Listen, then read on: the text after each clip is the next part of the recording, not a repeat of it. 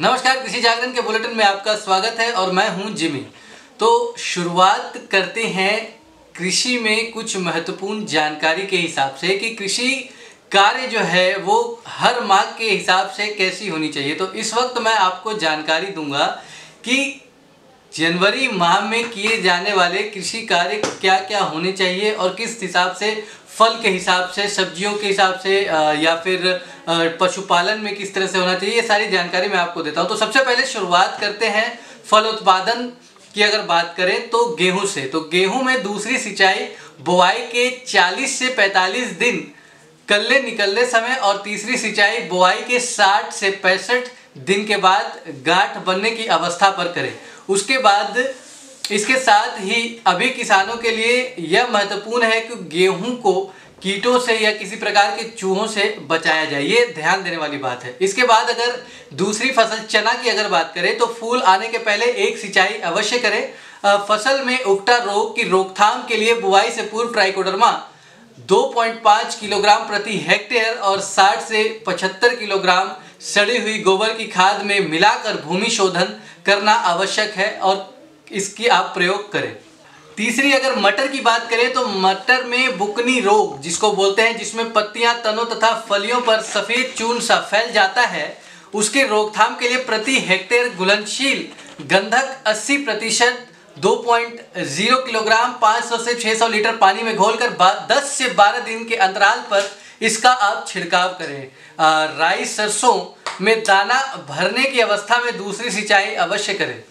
शीतकालीन मक्के की अगर बात करें तो खेत में दूसरी निराई गुड़ाई बुआई के 40 से 45 दिन के बाद करके खरपतवार निकाल दें। मक्का में दूसरी सिंचाई बुआई के 55 से 60 दिन के बाद व तीसरी बुआई 75 से 80 दिन के बाद करनी चाहिए। कई बार ऐसा होता है, कई दफ़ा कि गन्ने में जो है वो ऐसे कीट होते हैं जो उसको छेद करते हैं, तो उनसे बचाने के लिए आप कई प्रकार के कीटनाशकों का और अन्य चीज़ों का आप परामर्श लेके उसको इस्तेमाल कर सकते हैं।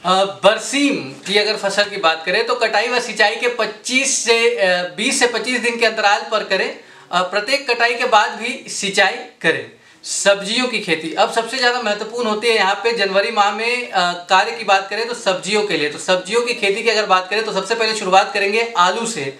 आलू, टमाटर तथा मिर्च में पिछेती झुलसा से बचाव हेतु मैकोजेब 75% WP की 2 ग्राम मात्रा प्रति हेक्टेयर 500 से 600 लीटर पानी में घोलकर इसका आप छिड़काव करें। इसके साथ ही मटर में फूल आते समय हल्की सिंचाई अवश्य करें। आवश्यकता अनुसार दूसरी सिंचाई फलियां बनते समय करनी चाहिए। गोभी वर्गीय सब्जियों की अगर बात करें तो उन फसलों में सिंचाई, गुड़ाई तथा मिट्टी चढ़ाने का कार्य करें। टमाटर की ग्रीष्मकालीन फसल के लिए रोपाई अवश्य करें।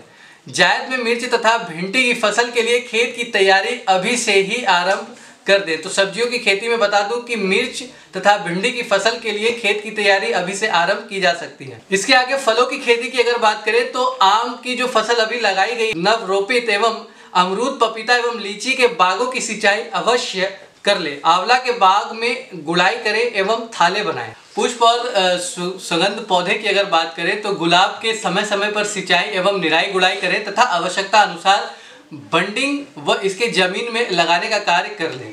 मेंथा के सर्कस की रोपाई अभी से कर दें। पशुपालन और दूध विकास, अगर पशुपालन में जो दुधारू पशु है उसकी अगर बात करें तो पशुओं को ठंड से इस समय बचाना अति आवश्यक है। उन्हें टाट बोरे से ढक कर रखें। पशुपालन में जलती आग बिल्कुल ना छोड़ें क्योंकि इससे पशुओं को नुकसान हो सकता है। पशुशाला में बिछाली को सूखा रखें। पशुओं के भोजन में दाने की मात्रा अधिक बढ़ा दें। पशुओं में लीवर फ्लूक नियंत्रण हेतु कृमिनाशक दवा उनको पिलाएं। खुरपका मुंहपका रोग से बचाव के लिए टीका अवश्य लगवाएं।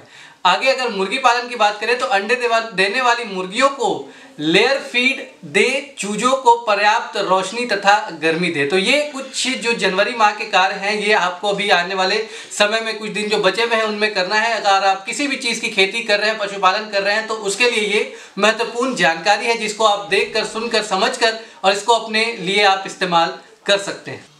हाल के दिनों में हॉट टॉपिक, हॉट इशू बना किसान कर्ज माफी को लेकर अभी हाल ही में वेंकैया नायडू, उपराष्ट्रपति वेंकैया नायडू ने भी एक बयान दिया है। हैदराबाद में एग्री विजन 2019 के उद्घाटन कार्यक्रम को संबोधित करते हुए उन्होंने कहा कि कृषि ऋण माफी जैसे थोड़े समय के उपायों से कुछ समय के लिए तो किसानों को राहत अवश्य मिलेगी, लेकिन दीर्घकालिक रूप में कोई लाभ नहीं मिलने वाला है। उत्पादकता में गिरावट, प्राकृतिक संसाधनों की कमी और अवमूल्यन, खाद्यान्न की तेजी से बढ़ती मांग, एक स्तर पर टिकी कृषि आय, छोटे भूखंड के तथा अप्रत्याशित जलवायु परिवर्तन भारतीय खेती के सामने एक बड़ी चुनौती है।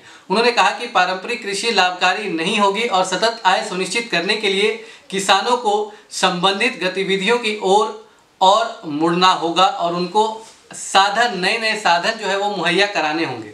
किसान अनुकूल बाजार, पर्याप्त कोल्ड स्टोरेज सुविधाएं, रेफ्रिजरेटर वैन, मूल्यवर्धन के माध्यम से खाद्य प्रसंस्करण पर फोकस, किसानों को समय पर रियायती ऋण और किसानों तक नवाचारों तथा टेक्नोलॉजी पहुंचाने की जरूरत। इसके साथ ही नायडू ने यह भी कहा कि 2022 तक जो किसानों की आय दोगुनी करने की सीमा रखी गई है, जो लक्ष्य रखा गया है, उसमें जो है सरकार, कृषि वैज्ञानिक सब मिलकर एक अहम भूमिका निभा रहे हैं और इसी तरह से इसको भी आगे जो है वो लगातार बरकरार रखा जाए।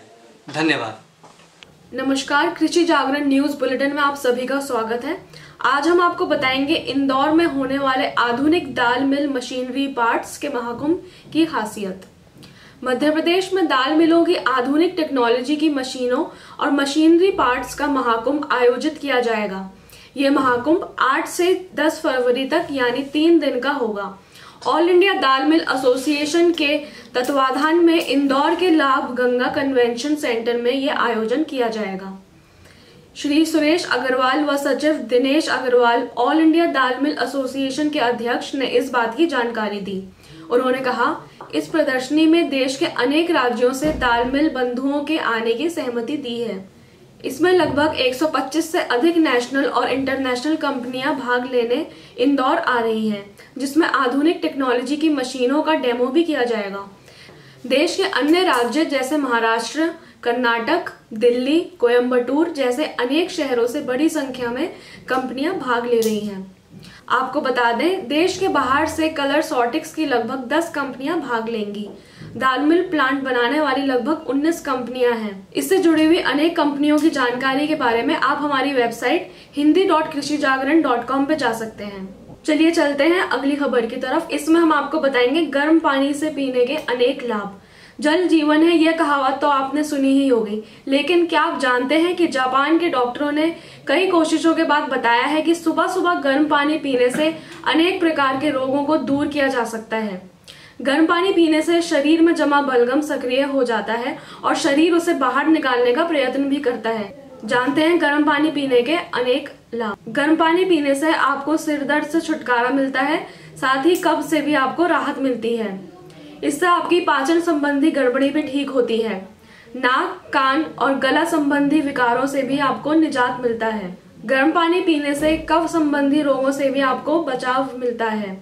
साथ ही रक्तचाप को पूरी तरह ये नियंत्रित भी करता है। गर्म पानी पीने से आपका ब्लड प्रेशर कंट्रोल में रहता है। साथ ही घुटनों के दर्द में भी राहत मिलती है। इससे आपका कोलेस्ट्रॉल तो कम रहता ही है, साथ ही अस्थमा के लिए भी ये अधिक फायदेमंद है। गर्म पानी पीने से आपकी नसों की ब्लॉकेज भी खुलती है। ऐसी ही सेहत संबंधित जानकारियों को पाने के लिए आप हमारी वेबसाइट के साथ जुड़े hindi.krishijaagaran.com और krishijaagaran.com। नमस्कार।